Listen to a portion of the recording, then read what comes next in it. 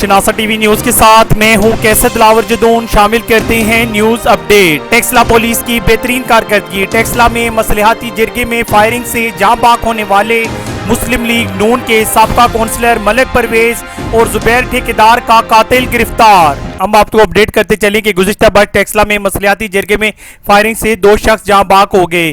Firing کا یہ واقعہ ٹیکسلا کے محلہ واڑیا میں پیش آیا جہاں جرگہ کے دوران ایک فریق نے اپنے مخالف فریق اور جرگہ کے سرپرست پر فائرنگ کر دی جس میں مسلم لیگ نون کے سابقہ کونسلر ملک پرویز اور زبیر ٹھیکیدار جاں بحق ہوئے جبکہ ایک خاتون سمیت 2 افراد شدید زخمی ہوئے. واقعے کی اطلاع ملتے مقامی پولیس موقع پر پہنچ گئی اور مقتول کی نعشیں اور زخمیوں کو THQ اسپتال منتقل کیا. قاتل اس وقت موقع سے فرار ہو گئے تھے.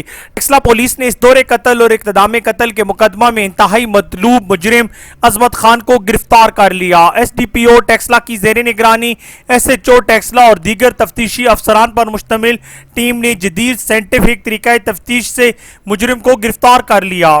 پولیس افیسر محمد احسن یونس کی SPO پوٹھوار اور SHO ٹیکسلا پولیس کو شاباش. اس موقع پر CPO کا کہنا تھا کہ سنگین جرائم میں ملوث مجرمان کی گرفتاری قانون کی بالادستی کے لیے ضروری ہے.